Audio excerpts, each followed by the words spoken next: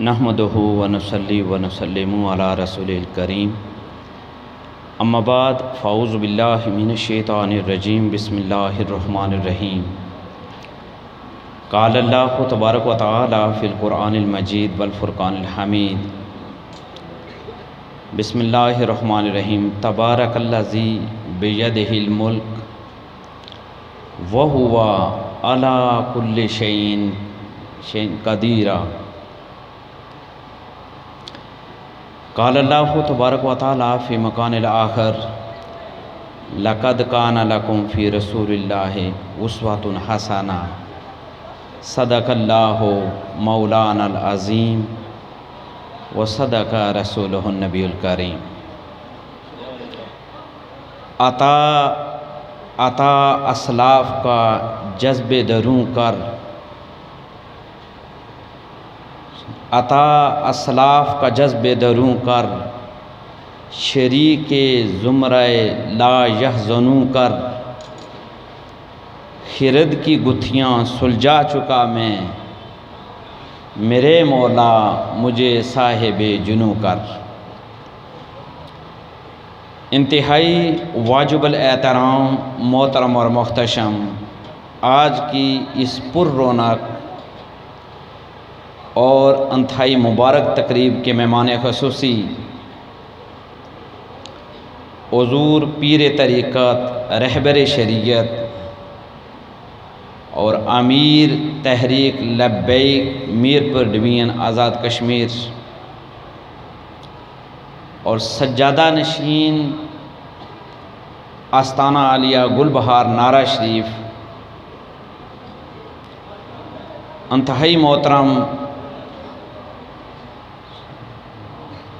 شہزادہ آل رسول اور پیر طریقت، رہبر شریعت حضرت علامہ پیر سید مراد علی شاہ صاحب دامت برکاتہم القدسیہ، انتہائی واجب الاحترام محترم اور محتشم، آپ کے ساتھ تشریف لائے ضلع امیر تحریک لبیک حضرت علامہ ساجد ضیائی صاحب زیدہ مجدہم، انتہائی قابل احترام محترم اور محتشم میرے بھائی حضرت علامہ وسیم سلطانی صاحب زیدہ مجدہم، انتہائی قابل احترام محترم اور محتشم وائس پریزیڈنٹ ایپسا سردار ندیم جہانگیر صاحب، انتہائی قابل احترام محترم اور محتشم میرے بھائی اور مینیجنگ ڈائریکٹرز سردار محمد یاسین صاحب، انتہائی محترم Farhan model college of sciences کے مینیجنگ ڈائریکٹر سردار محمد عثمان نذیر صاحب اور دیگر جتنے بھی اس پنڈال کے اندر معززین علاقہ اور دور و نزدیک سے تشریف لائے ہوئے باہر سے مہمان گرامی القدر، معزز اساتذہ کرام اور بالخصوص آج کی اس پر رونق اور انتہائی ببرکت محفل کی شان میری مراد Farhan model college of sciences کے طلباء و طالبات، خوبصورت تقریب کے خوبصورت اور پیارے لوگوں، وقت اپنے دامن میں اتنی وسعت نہیں رکھتا کہ میں آپ کے سامنے لمبی چوڑی گفتگو کروں، لیکن آپ یقین جانیں میں یہاں بیٹھا تھا حضور پیر صاحب کے ساتھ اور مجھے گمان ہو رہا تھا کہ میں شاید بلیک برن ایسٹ لندن یا ویسٹ لندن کی کسی تقریب میں بیٹھا ہوں۔ انتظامیہ کو 100 بار مبارکباد کہ انہوں نے اس محفل پاک کا اہتمام کیا اور بڑے شوق اور محبت کے ساتھ اس کے انتظام اور انصرام کو پایہ تکمیل تک پہنچایا۔ یہ کائنات جو وسیع و عریض ہے، یہ اس خالق ارض و سما کی پیدا کردہ ہے جس کی شان قرآن کچھ یوں بیان کرتا ہے۔ قرآن فرماتا ہے تبارک الذی بیدہ الملک، منزہ و برتر ہے وہ ذات، بیدہ الملک جس کے قبضہ قدرت میں سارے جہانوں کی بادشاہی ہے۔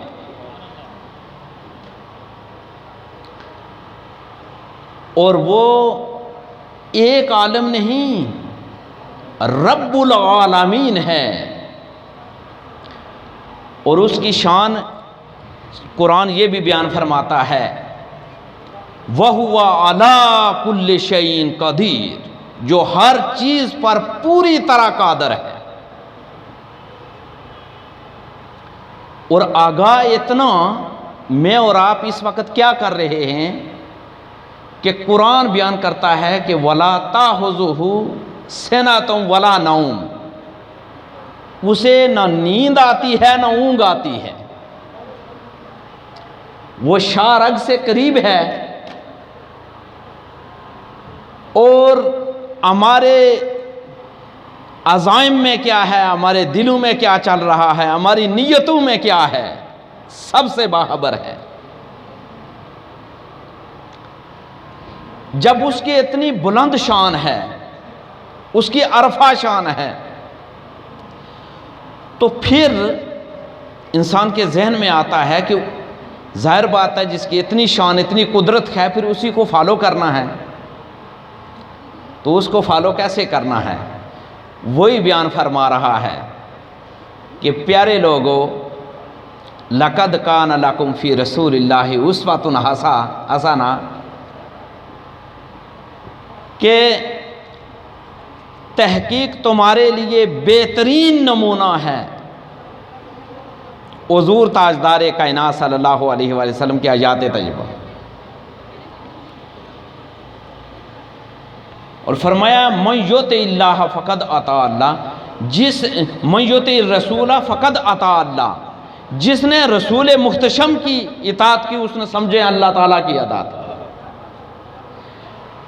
رسول کی اطاعت کو، حضور تاجدار کائنات صلی اللہ علیہ وسلم کی اطاعت کو اللہ نے اپنی اطاعت بنا دیا۔ حضور تاجدار کائنات صلی اللہ علیہ وآلہ وسلم 1,24,000 کم و بیش انبیاء تشریف لائے، 313 رسول تشریف لے آئے، اور اس کائنات ارضی کے اندر ہزارہا بادشاہ آئے، فلاسفر آئے، جرنیل آئے، دانشور آئے، لیکن یہ ہسٹری گواہ ہے کہ ازل سے لے کر ابد تک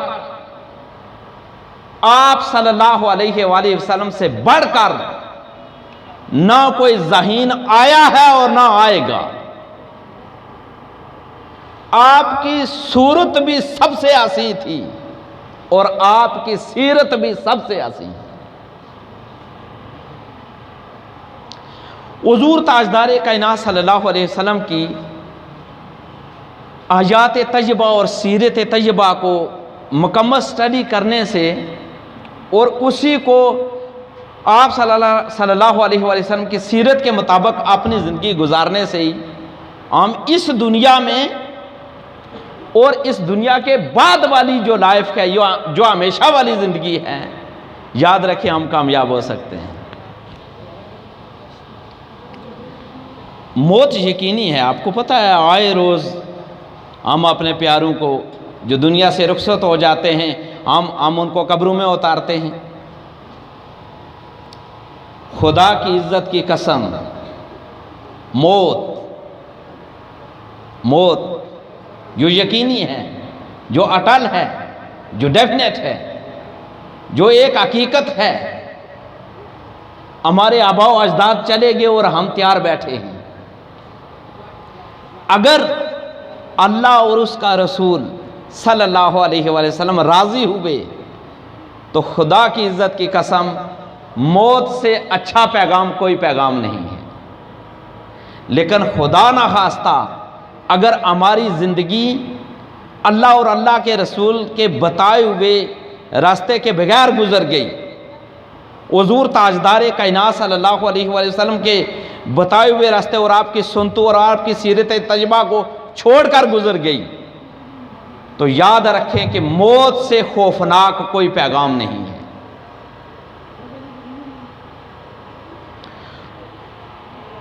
یعنی حضور تاجدار کائنات صلی اللہ علیہ وآلہ وسلم، حضور علیہ الصلوۃ والسلام جلوہ افروز ہیں، اور صحابہ کرام رضوان اللہ علیہم اجمعین قربان جائیں، جو صحابی بنتا ہی وہ ہے جس نے حالت ایمان میں تاجدار کائنات صلی اللہ علیہ وسلم کا مکھڑا دیکھا ہو۔ حضور علیہ الصلوۃ والسلام جلوہ افروز ہیں، تشریف فرما ہیں، اور کہتے ہیں کہ صحابہ کرام رضوان اللہ علیہم اجمعین بھی موجود ہیں۔ آقا علیہ الصلوۃ والسلام وضو فرما رہے ہیں۔ آقا علیہ الصلوۃ والسلام کے صحابہ جو پروانوں کی طرح موجود ہیں، عشاق رسول موجود ہیں، صحابہ کرام موجود ہیں۔ وضو کا پانی آپ صلی اللہ علیہ وآلہ وسلم وضو فرما رہے ہیں، اور صحابہ اس پانی کو نیچے نہیں گرنے دے رہے، وہ استعمال شدہ پانی بھی آگے بڑھتے ہیں، نیچے نہیں گرنے دے رہے، وہ پانی لیتے ہیں، اپنے چہرے انور پر ملتے ہیں، اس سے تبرک حاصل کرتے ہیں۔ آقا علیہ الصلوۃ والسلام نے جب اپنے غلاموں کو اس انداز سے دیکھا، آقا فرمانے لگے یہ تم کیوں کرتے، یہ تم کیا کر رہے ہو؟ صحابہ نے عرض کی یا رسول اللہ صلی اللہ علیہ وآلہ وسلم، یہ اس لیے کر رہے ہیں کہ ہمیں اللہ اور اللہ کے رسول صلی اللہ علیہ وآلہ وسلم سے محبت ہے۔ یہ ہم اس لیے کر رہے ہیں کہ ہمیں اللہ اور اللہ کے رسول سے محبت ہے۔ جب آقا علیہ الصلوۃ والسلام سے صحابہ نے یہ عرض کی تو فرماتے ہیں، آقا علیہ الصلوۃ والسلام نے فرمایا کہ سنو، پھر جو یہ چاہتا ہے کہ اللہ اور اس کا رسول راضی ہو جائیں اور انہیں اسے اللہ اور اس کے رسول کی محبت حاصل ہو جائے، وہ کیا کرے؟ سنو، آقا علیہ الصلوۃ والسلام ارشاد فرمانے لگے وہ 3 کام کرے۔ وہ کیا کرے بھائی؟ جسے یہ خواہش ہو کہ اللہ اور اس کے رسول کی محبت حاصل ہو جائے، آقا فرمانے لگے کہ اسے چاہیے کہ وہ 3 کام کرے۔ سب سے پہلا کام یہ ہے کہ سچ بولے، اور میں سمجھتا ہوں یہی چیز مشکل ہے، سچ بولنا۔ تاجدار کائنات صلی اللہ علیہ وسلم کی نبوت اور رسالت کی جو اعلیٰ عرفہ اور بہترین دلیل ہے وہ یہی ہے کہ آپ نے اپنی ظاہری جو 63 سالہ جو آپ کی حیات طیبہ ہے، آپ نے ساری زندگی کبھی بھی جھوٹ نہیں بولا۔ آپ صلی اللہ علیہ وآلہ وسلم کا ارشاد گرامی ہے کہ ان الصدق، بے شک آپ فرمانے لگے جو سچائی ہے وہ نیکی کی طرف لے جاتی ہے، اور نیکی انسان کو جنت کی طرف لے جائے گی۔ آپ نے ساری زندگی کبھی جھوٹ نہیں بولا، لہذا ہمیں بھی چاہیے کہ ہمارے پیارے آقا صلی اللہ علیہ وآلہ وسلم نے کبھی بھی جھوٹ نہیں بولا، ہمیں بھی جھوٹ نہیں بولنا چاہیے۔ اس کا معنی یہ ہے کہ جو جھوٹ بولتا ہے اور پھر عاشق رسول ہونے کا دعویٰ کرے، اس کا مطلب ہے کہ وہ سچا نہیں ہے۔ جھوٹ نہیں بولنا ہے، پہلی بات آقا نے فرمائی کہ وہ سچ بولے۔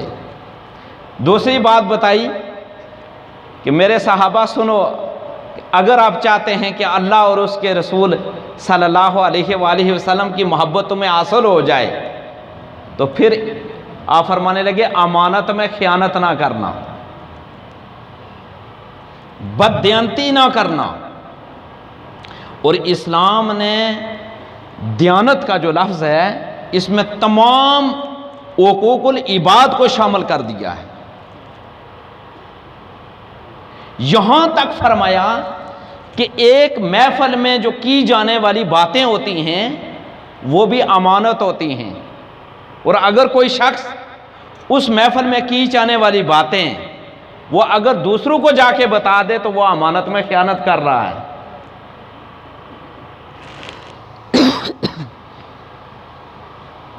یعنی آپ نے کیا فرمایا بھائی؟ امانت میں خیانت نہیں کرنا۔ آپ نے ساری زندگی کبھی بھی آپ بددیانتی کے مرتکب نہیں ہوئے۔ یہی وجہ ہے کہ مکہ کے وہ لوگ جو آپ کے جانی دشمن تھے وہ بھی اپنی امانتیں جب امانتیں رکھنے کی بات آئی تو وہ انہیں پورے عرب میں اور کوئی نظر نہیں آیا، وہ اپنی امانتیں آپ کے پاس رکھتے۔ اور پھر یہ ہے کہ دیکھیں حضور تاجدار کائنات صلی اللہ علیہ وآلہ وسلم، دیانت کا تقاضا یہ ہے ہم دوسروں کے حقوق ادا کریں، اور سب سے بڑھ کر آقا علیہ الصلوۃ والسلام نے فرمایا کہ اللہ تبارک و تعالیٰ نے ہر شخص تھوڑا سا غور کرے تو ہمیں اللہ تعالیٰ نے جتنی بھی نعمتیں دی ہوئی ہیں یہ اس کی امانت ہیں۔ اگر خدا نخواستہ ہم اس کی دی ہوئی نعمتوں کا غلط استعمال کرتے ہیں تو یہ بھی بددیانتی کر رہے ہیں۔ مثلا اللہ تعالیٰ نے ہمیں 2 آنکھیں دی ہیں، یہ کتنی بڑی نعمت ہے۔ 2 ہاتھ دیے ہوئے ہیں، کتنی بڑی نعمت ہے۔ 2 پاؤں دیے ہوئے ہیں، کتنی بڑی نعمت ہے۔ اگر کوئی ان کا غلط استعمال کرتا ہے، تاجدار کائنات صلی اللہ علیہ وآلہ وسلم نے زبان جو ہے یہ اللہ تعالیٰ کی بہت بڑی نعمت ہے۔ آپ کی حیات طیبہ میں آپ نے پوری زندگی کبھی بھی یعنی آپ نے اپنی زبان کا استعمال جو ہے وہ کبھی بھی فضول کاموں میں نہیں کیا۔ اور میں آپ سے عرض کروں، عبداللہ ابن عمر بن حضرت عبداللہ رضی اللہ تعالیٰ عنہ، عبداللہ بن عمر بن عاص رضی اللہ تعالیٰ عنہ ایک صحابی ہیں۔ ایک روز آقا علیہ الصلوۃ والسلام کی بارگاہ میں عرض کی، یا رسول اللہ صلی اللہ علیہ وآلہ وسلم، میں آپ کی باتیں لکھتا رہتا ہوں، کبھی آپ غصے میں ہوتے ہیں، میں عرض کرنا چاہتا ہوں کیا میں اس وقت بھی لکھوں؟ انہوں نے غلط قیاس کر لیا، اپنے پر قیاس کر لیا۔ آقا علیہ الصلوۃ والسلام جواب پتہ ہے کہ ارشاد فرمایا؟ آقا ارشاد فرمانے لگے، یا عبداللہ اکتب واللہ نفسی بیدہ، اے عبداللہ لکھو خدا کی عزت کی قسم، خدا کی عزت کی قسم، لا یخرج من ھذا الا الحق۔ آقا فرمانے لگے لا یخرج من ھذا الا الحق، میری اس زبان سے حق کے سوا کبھی کچھ نکلتا ہی نہیں ہے۔ قرآن کی آیت بھی ہے، وما ینطق عن الہویٰ ان ہوا الا وحی یوحیٰ۔ معنی یہ ہے کہ ہم نے ہمیشہ سچ بولنا ہے، ہم نے ہمیشہ سچ بولنا ہے، سچ کے سوا کبھی بات نہیں کرنی ہے۔ اور دوسری یہ ہے اللہ تعالیٰ نے جو نعمتیں ہمیں دی ہوئی ہیں ان کا صحیح استعمال کرنا ہے۔ اور تیسری بات آقا علیہ الصلوۃ والسلام نے ارشاد فرمائی کہ ہمسایوں کے ساتھ نیک سلوک کرنا۔ ہمسایوں کے ساتھ حضور نے فرمایا نیک سلوک کرنا، یعنی ہمسایہ سے مراد کیا ہے؟ ہمسایہ سے مراد ہے ایک سائے میں رہنے والے، ایک سائے میں رہنے والے آپ سارے لوگ تشریف فرما ہیں۔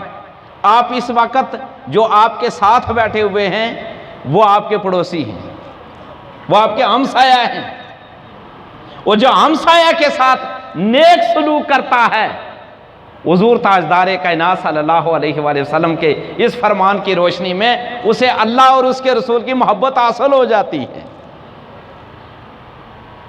اگر اللہ اور اللہ کے رسول کی محبت کو حاصل کرنا ہے، اور یقیناً ہر مسلمان کی اور ہر مومن اور مومنہ کی یہ خواہش ہے کہ اسے اللہ اور اللہ کے رسول کی محبت حاصل ہو جائے، تو سنو، اس نے 3 کام کرنے ہیں کم از کم، آج یہ سیکھ کر جاؤ۔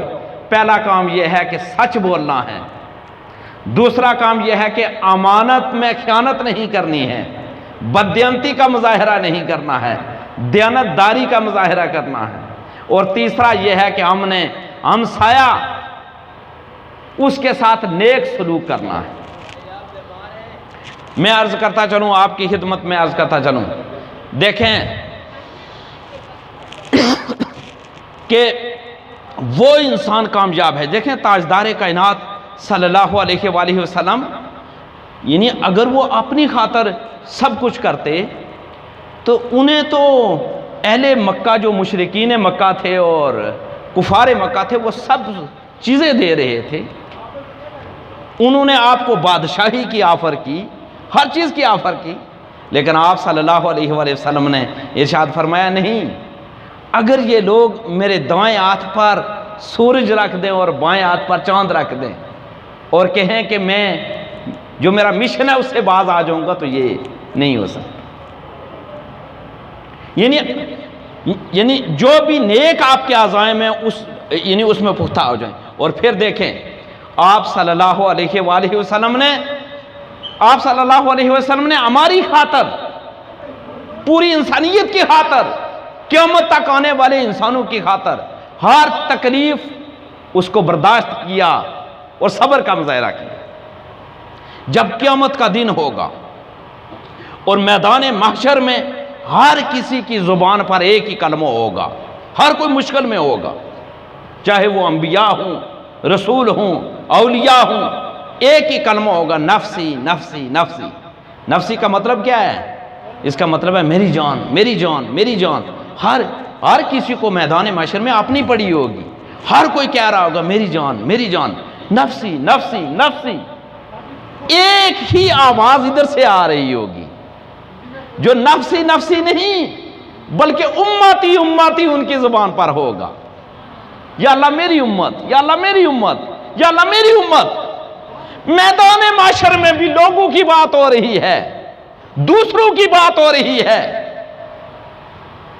یہ ایک ایسے لوگ انبیاء ادھر دیکھیں گے یہ کون ہے، اچھا وہ دیکھیں گے ادھر، انہیں پتہ چلے گا یہ تو محمد رسول اللہ صلی اللہ علیہ وآلہ وسلم ہے۔ میں عرض کرتا چلوں، آپ کی زندگی سے سبق یہ ملتا ہے کہ ہم جس مقام پر بھی ہیں، یاد رکھیں جس مقام پر بھی ہیں، جس مقام پر بھی ہیں بیٹا، میں عرض کرتا چلوں کہ ہم نے ایک ہی کرنا ہے، ایک ہی کام کرنا۔ حضور کی سیرت سے ہمیں یہی بتاتی ہے، ہم نے دوسروں کے لیے قربانیاں دینی۔ یاد رکھیں وہ درخت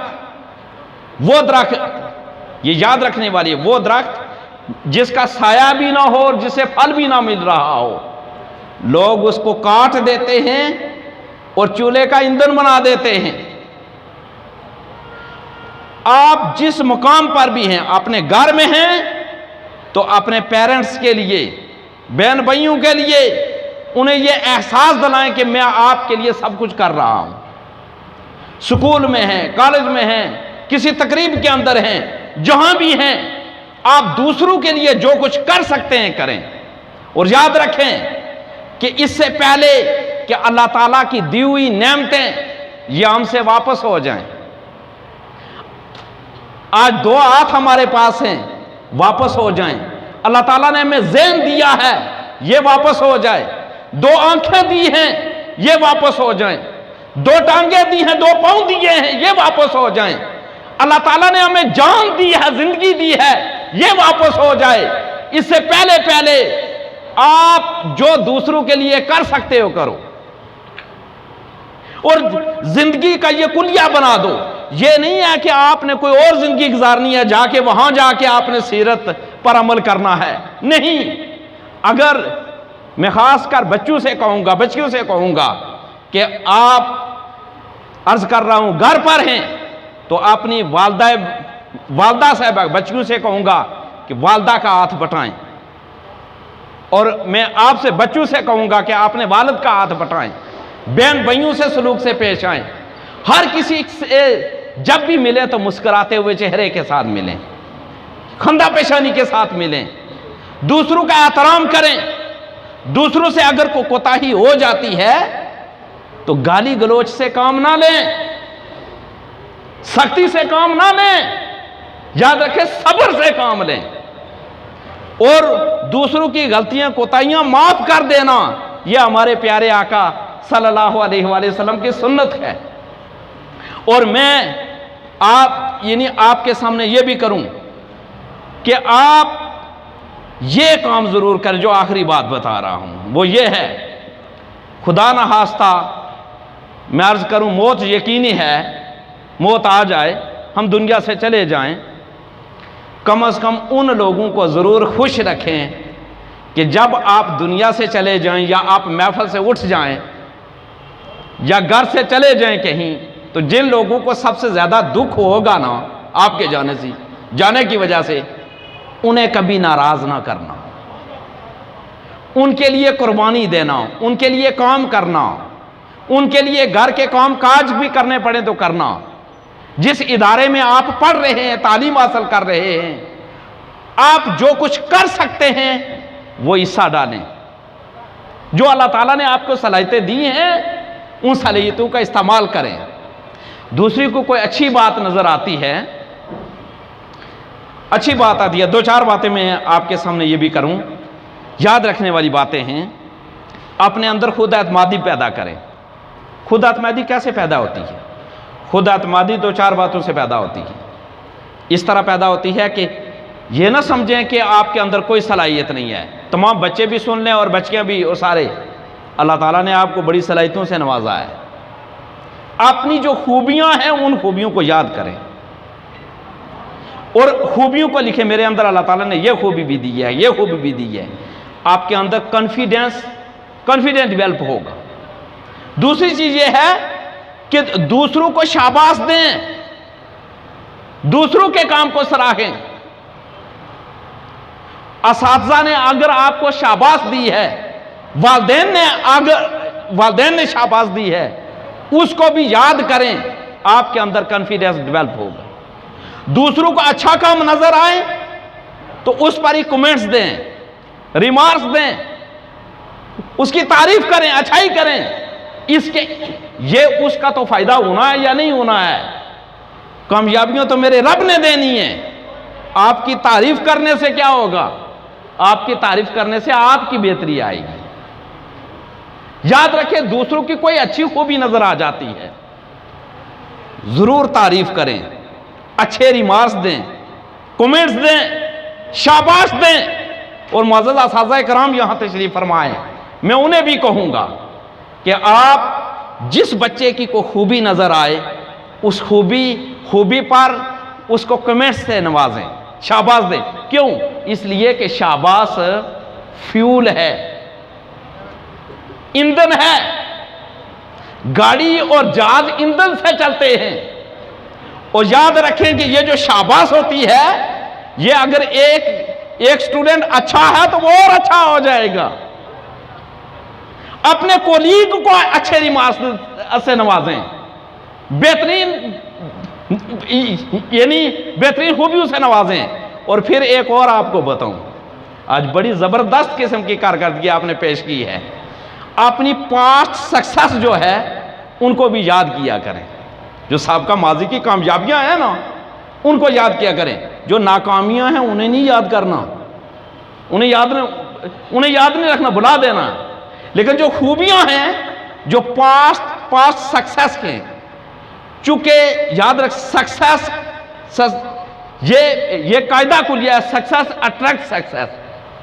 کامیابی کامیابی کو کھینچتی ہے. کامیابیوں کو یاد کریں گے تو کامیابیاں ملیں گی. دوسروں کو شاباش دیں گے اللہ تعالیٰ آپ پر کرم کرے گا. دوسروں کے